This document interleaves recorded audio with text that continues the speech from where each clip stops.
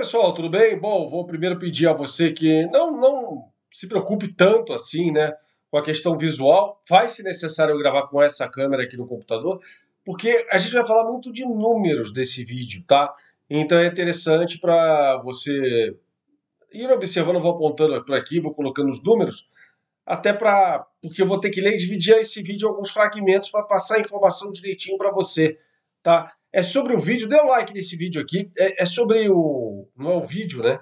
Mas é sobre o balanço anualmente divulgado pelo Itaú BBA, que é o retrato mais fiel e importante sobre as finanças dos clubes brasileiros. E aqui a gente vai destrinchar mais uma vez o Flamengo, tá? Antes eu vou dizer que eu conversei com o responsável por esse trabalho, um dos responsáveis por esse trabalho, o César Grafietti, que é o maior especialista em finanças e gestão do esporte do Brasil, tá? E a primeira pergunta que eu fiz, falei, olha, qual é o retrato que você faz do Flamengo diante disso tudo? Ele falou, ipsis literis, o seguinte, abre aspas, vejo uma situação perfeitamente administrável. As vendas de atletas seguem contribuindo para o equilíbrio e o clube continua com volumes relevantes de receitas. Claro que terá menos investimentos, mas já tem uma estrutura muito forte. Fecha aspas, tá, pessoal? Então, vou começar com o título desse vídeo, né? Que é a parte de receitas. O Flamengo teve uma queda na sua receita de 32% em relação ao exercício 2019, tá? Quando teve uma receita de 879 milhões de reais. Uma coisa absurda. No ano passado, 2020, uma receita de 595 reais. Pro forma, 682 milhões de reais, tá? Pro forma, só para a gente passar direitinho para você a informação em contabilidade, é uma informação que não é muito comum no Brasil, como em alguns outros países, tá? Basicamente, a gestão apresenta um número diferente, particularmente na demonstração do resultado, né? Baseado na crença de que esta seria uma informação mais adequada para medir o desempenho da entidade. Então, a gente pode levar em conta esse número de 682 milhões de reais. Em segundo lugar, na receita pro forma, vem o Palmeiras, com 650 milhões, o que dá basicamente isso por causa das premiações, principalmente, tá, gente? De Copa do Brasil e Libertadores. O Palmeiras ganhou essas duas competições. Então, na receita pro forma, ele empata a conta em relação ao ano anterior. Na receita pro forma, o Flamengo teve uma queda de 22%. No entanto, segue sendo o clube no Brasil com maior receita. Entre todos os clubes, a aferição de todos os clubes da Série A do Campeonato Brasileiro, mais o Cruzeiro. Continuando por aqui, pessoal, assim, eu não vou ficar trazendo mais números do que isso, senão vocês vão enlouquecer. Não vai levar a lugar nenhum. O economês não vai ajudar. Então, vou trazer as conclusões desse estudo, né? Assim, um número que torna-se relevante, e a gente está passando aqui agora, o clube precisou usar, no final de 2020, 31 milhões 923, ou seja, 32 milhões de reais do caixa que ficou de 2019, tá? Vale lembrar, assim, que o resultado de 2020, isso é uma consideração, tudo que eu estou falando aqui não é da minha cabeça, tá? São todas conclusões, todas essas considerações são conclusões do estudo. O resultado de 2020 foi duramente impactado pela pandemia. Óbvio isso, né? Isso não impactou só o clube de regatas do Flamengo, mas todos os clubes do mundo. E por conta das margens mais estreitas, ou seja, menos lucro, ou negativas e todas as relações com elas. O impacto da dívida com a redução de receitas também gerou esse impacto negativo ao qual a gente já se referiu, tá? No último slide sobre o Flamengo, o estudo do Itaú BBA aponta: testado e aprovado, é o comentário final.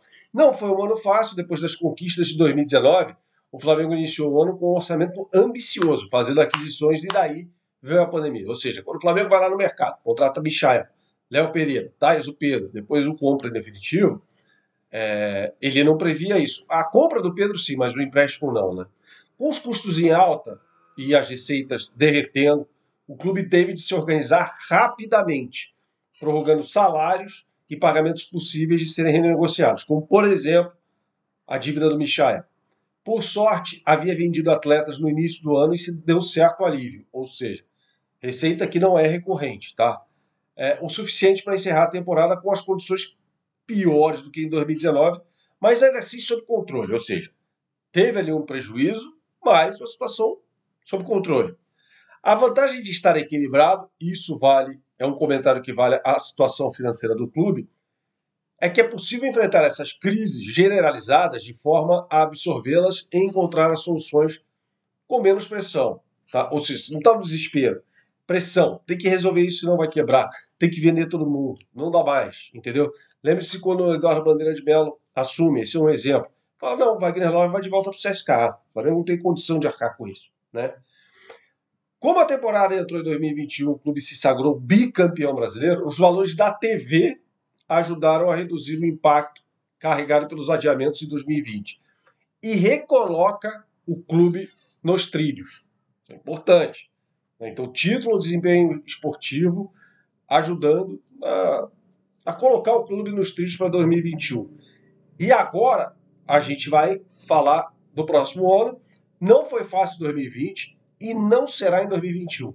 Ainda que haja menos pressão de caixa, né, a partir da elevada possibilidade de a temporada ser encerrada dentro do ano. Né? Ou seja, não vai ficar nada para o ano que vem, como aconteceu em 2020. A verdade é que o clube passou no teste de resistência a crises. Méritos de quem tem a casa em ordem. Esse é o comentário final do estudo. Avaliação geral, 2020, positiva. 2021, expectativa positiva também, tá? Ou seja, a nota é boa, né? Se fosse assim um país para ser investido, uma empresa para ser investido, legal, pode vir. Menor pressão no fluxo de caixa, mas ainda demanda em vender atletas, ou seja, o que aconteceu agora com o Gerson? Isso não está contabilizado aqui, porque é referente ao balanço que vai ser publicado pelo Itaú BBA só no ano que vem, tá? E controle de custos e despesas, que precisam seguir reduzidos, ou seja, precisa seguir fiscalizando tudo, né? Não dá para ficar gastando de forma nenhuma, tá? Então, esse é o raio-x das finanças do clube, tá? É claro que tudo isso é feito mediante a aferição do balanço do clube, né? Então, assim, não são números que surgem na cabeça de ninguém. Isso aqui é o balanço do clube destrinchado com comentários e observações pontuais. É fantástico esse estudo. Infelizmente, não posso compartilhar com vocês. Vou até ver o número de páginas, que são 309 páginas. Tá? Estou vendo aqui, 309 slides, né? De Excel. É uma coisa brilhante. Que, evidentemente, retrata o quão competente, né, é o César Grafietti no trabalho dele. Está de parabéns, eu fiz questão. Sempre que eu falo com ele, eu falo assim, parabéns pelo trabalho, que é uma coisa espetacular. Beleza? Saudações a todos, até a próxima. Muito obrigado. Tchau, tchau.